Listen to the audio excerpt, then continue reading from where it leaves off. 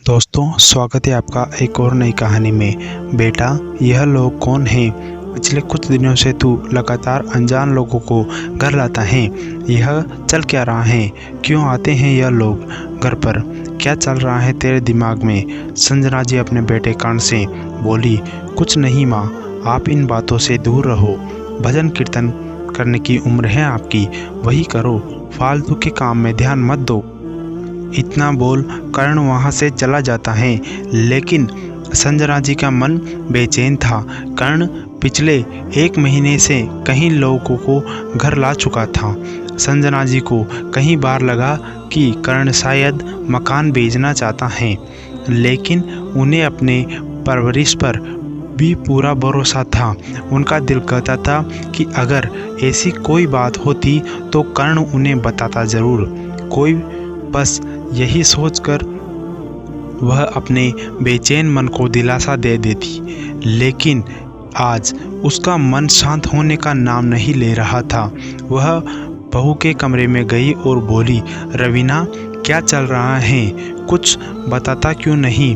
और तुम भी कुछ नहीं बोलती। हर दूसरे दिन कोई ना कोई घर देखने आता है। कहीं तुम लोग इस घर को बेचना तो नहीं चाहते? हाँ माँ जी, इसलिए तो कर्ण ग्राहक को घर दिखाने लाते हैं। हमें लगता है कि अब तक आप समझ गई होंगी। क्या तुम दोनों ने इतना बड़ा फैसला ले लिया और मुझे बताया तक नहीं? मैं कह देती हूँ, मेरे रहते यह घर नहीं बिकेगा। यह घर मेरे पति के खून पसीने की कमाई से बना है। ऐसे कैसे कोई बेच देगा? माँ जी, यह घर तो आपके बेटे के नाम पर है। घर उनकी तनख्वाह से चलता है। वह जब चाहे जिसे चाहे यह घर बेच सकते हैं।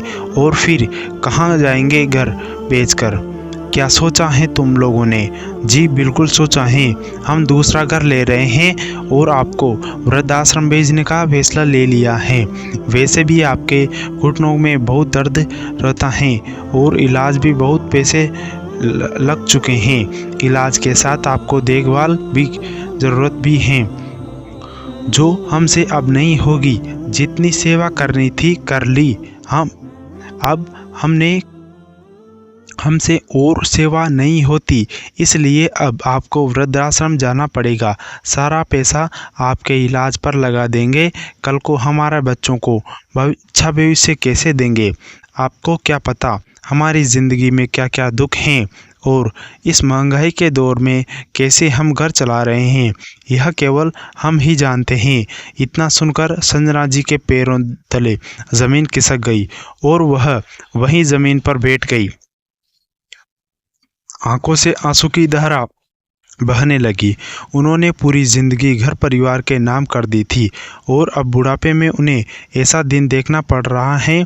उन्हें अभी भी लग रहा था कि वह कोई बुरा सपना देख रही थी। जैसे तैसे खुद को संभाला, रोती बिलखती वह अपने कमरे में पहुंची। सामने लगी पति की तस्वीर देखकर बोली, काश आप होते तो यह दिन ना देखना पड़ता। आपने तो मकान मेरे नाम कर दिया था, लेकिन मैं पुत्र मोह में इतनी अंधी हो गई थी कि बेटे का स्वार्थ देख ना पाई और उसके कहने पर घर उसके नाम कर दिया। अब वही बेटा मुझे वृद्धाश्रम भेजना चाहता है। माता पिता इतनी उम्मीद से अपने बच्चों को पालते हैं, उनकी खुशी के लिए क्या कुछ नहीं करते? याद है आपको कर्ण को बचपन में जब बुखार आता था तो मैं पूरी रात नहीं सोती थी। उसके कारण नौकरी तक छोड़ दी थी। उसकी एक आवाज़ पर दौड़ी चली आती थी। पूरी ज़िंदगी उसके नाम कर दी थी, लेकिन मुझे बदले में क्या मिला? रोते बिलखते कब उनकी आंख लग गई उन्हें पता ही नहीं चला। सपने में उन्हें उनकी पति कैलाश बाबू दिखाई दिए। वह संजना जी से बोले, देखो संजना, पहले भी कहता था पुत्र मोह में अंधी मत बनो। आज भी यही कहूँगा, यह घर तुम्हारा है। इस घर में तुम्हें कोई नहीं निकाल सकता। रही बात तुम्हारे निजी खर्च की, तुम घर किराए पर चढ़ा अपना गुजारा कर सकती हो, लेकिन यह घर बिक जाएगा तो मैं क्या करूँगी? और बच्चे तो मेरी सुनते ही नहीं। अब तो घर भी करण के नाम है, कानूनन वह भी इस घर का मालिक है। तो तुम भी कानून की मदद लो।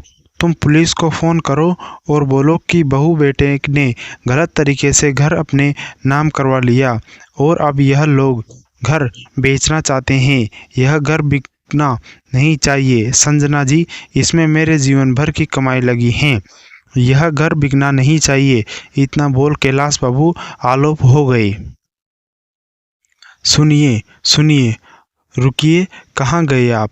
संजना जी सपने में इतनी जोर से चिल्लाई कि उनकी नींद टूट गई। वह उठी और उन्होंने खुद को संभाला। तभी कमरे में करण आया और बोला, माँ, रवीना ने आपको सब कुछ बता दिया है। आप अपना सामान बांध लो, कल आपको जाना है। आप फिक्र मत करो, हम आपसे मिलने आते रहेंगे। एक बार के लिए तो संजना जी अपने बेटे को देखती रह गई। उन्हें यकीन नहीं हो रहा था कि कल तक जो कर्ण उनके आगे पीछे घूमता रहता था और कहता था, माँ तुम ही मेरी दुनिया हो, वही कर्ण आज उन्हें वृद्धाश्रम भेजना चाहता है। अंदर ही अंदर वह टूटती जा रही थी। जैसे तैसे खुद को संभाला और फिर बोली, यह घर मेरा है, तुम्हें जाना है तो इस घर से जा सकते हो। जब तक जिंदा हूँ मैं इस घर से नहीं जाऊंगी। संजना जी की आवाज़ में गुस्सा था। आपका खर्चा नहीं उठा पा रहा हूँ, इसलिए मेरे पास कोई विकल्प नहीं है। आपको जाना ही होगा और वहाँ आपको आपकी उम्र के लोग भी मिल जाएंगे। आपको अच्छा लगेगा वहाँ जाकर। मैं कहीं नहीं जाऊंगी, समझा तू? यह घर मेरा है। तभी कर्ण के फ़ोन में घंटी बजी और वह फ़ोन पर बात करता कमरे से बाहर चला गया। इसके बाद संजना जी ने पुलिस स्टेशन फ़ोन लगाया और सारी बात बता दी। कुछ ही देर में पुलिस वहां आ गई।